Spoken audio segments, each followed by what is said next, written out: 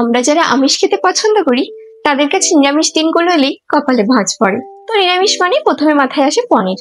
আমি পূজা, তোমাদের সবাইকে আমার হজ বলার আর একটা নতুন ব্লগে স্বাগত জানাই।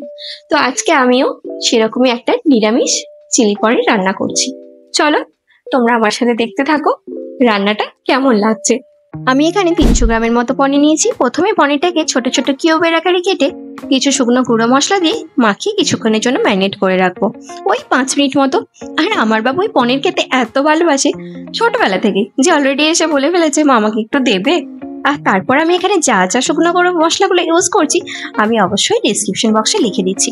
আমরা সবাই পনির খেতে এত ভালোবাসি, কিন্তু এটা একদমই আমাদের ভারতীয় ফুড নয়। এই খাবারটা এসেছে মেনলি পারস্য আর আফগানদের কাছ থেকে। 17 শতকের কাছাকাছি এই পনির তৈরির প্রক্রিয়াটা কিন্তু শুরু হয়েছিল। আর এই পনির শব্দটা এসেছে মেনলি ফার্সি শব্দ পেনির থেকে। এবার আমি বলি পনিরটা তৈরি করতে যে যে আমাদের মেনলি উপকরণগুলো লাগবে।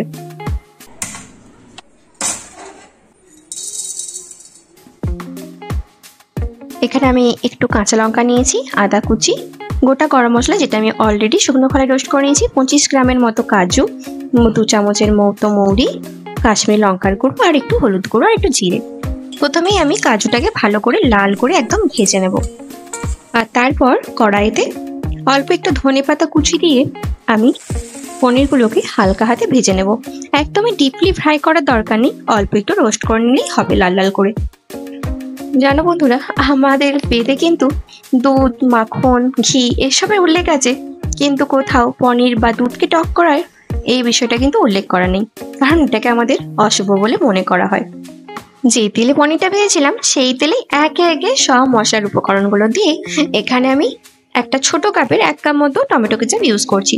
তোমরা চাইলে টমেটো বাটাও ইউজ করতে পারো, তাতে টেস্টের কোনো হেরফের করবে না, এতে একটু গন্ধটা ভালো হয় আর কি।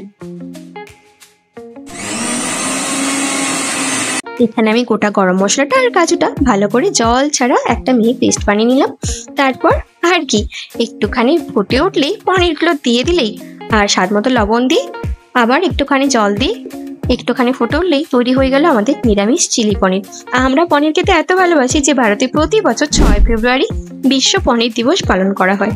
তো চলো বন্ধুরা, আজকের রান্নাটা এখানেই আমার কমপ্লিট হয়ে গেল। তোমাদের কেমন লাগলো অবশ্যই একটা আমাকে কমেন্ট করে জানিও, ভালো লাগলে একটা লাইক করে দিও। তো আজকের মতো এখানেই বিদায়, টাটা।